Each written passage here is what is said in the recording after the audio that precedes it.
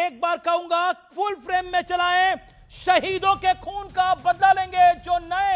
जो मुजतबा खेमनेई, जो ईरान के नए सुप्रीम लीडर हैं, उनका बयान हॉर्मुज़ स्ट्रेट बंद रहेगा और बंद ही रहना चाहिए, क्योंकि हमारे बच्चों को मारा गया है, हमारे नेता को मारा गया है।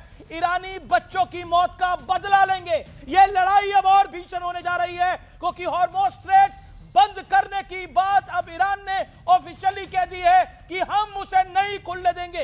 हालांकि भारतीय शिपों की मूवमेंट की कुछ खबरें आ रही हैं और बाकी कुछ देशों की शिपों की मूवमेंट की कुछ खबरें आ रही हैं, लेकिन यह बड़ी डेवलपमेंट है, यह बहुत बड़ी डेवलपमेंट है और यह सीधा सीधा एक बड़ा मैसेज है, यह बहुत बड़ा मैसेज है अपने तरीके से। This is a very big international story right now. पहली बार एड्रेस किया अपनी जनता को और खुल के बोले हैं, बदला ही होगा, शहादतों का बदला लिया जाएगा। बहुत बड़ा स्टेटमेंट है।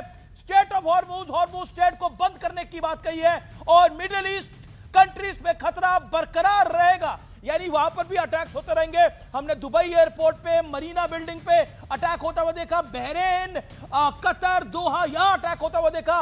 सऊदी भी सुरक्षित नहीं है, यानी मिडिल ईस्ट खाड़ी देशों के लिए संकट अब और बढ़ेगा। यहां से दुनिया में तेल का संकट और बढ़ सकता है, लेकिन भारत की स्थिति काफी मजबूत है।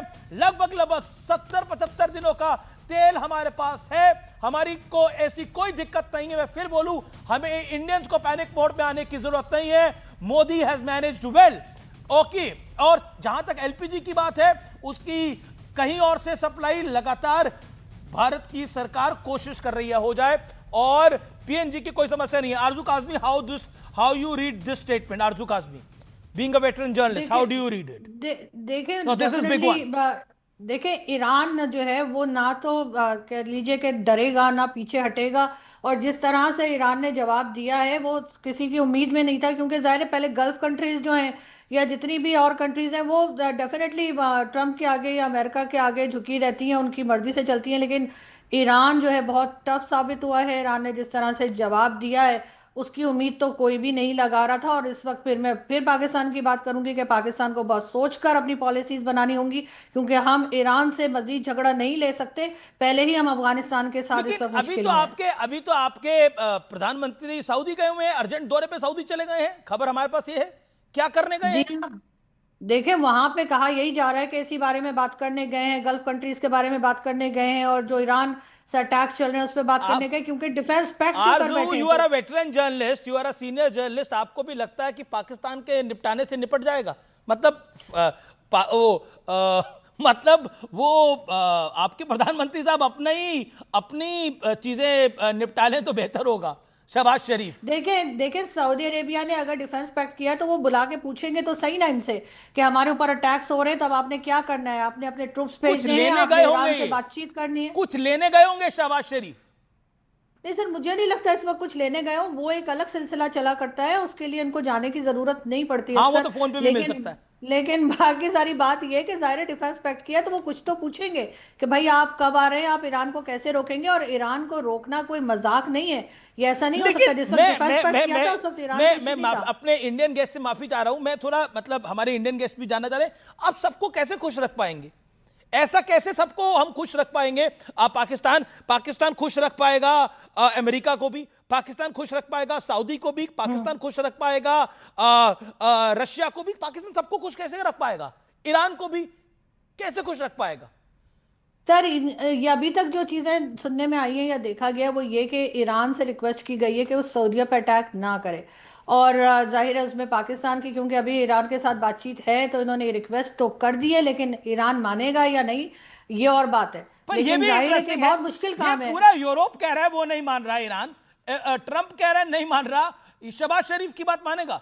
शहबाज शरीफ की उनके अपने मंत्री नहीं मान रहे बात। सर सिर्फ सऊदीया के लिए पाकिस्तान रिक्वेस्ट कर रहा है, बाकी कंट्रीज के लिए नहीं। लेकिन अभी तो जाहिर है कि ईरान को रोका जाएगा सर, यूएन में भी बात चल रही है और जगह पर। लेकिन आरजू आप चाह रहे हैं, आपके प्रधानमंत्री चाह रहे हैं कुवैत पे अटैक होता रहे, बहरीन पे अटैक होता रहे, ये भी सब इस्लामिक मुल्क में, सऊदी बच जाए, क्योंकि मैं जानता हूं उससे जकात जिसे कहते हैं, फंडिंग जिसे कहते हैं, पैसा जिसे कहते हैं, मिलता है।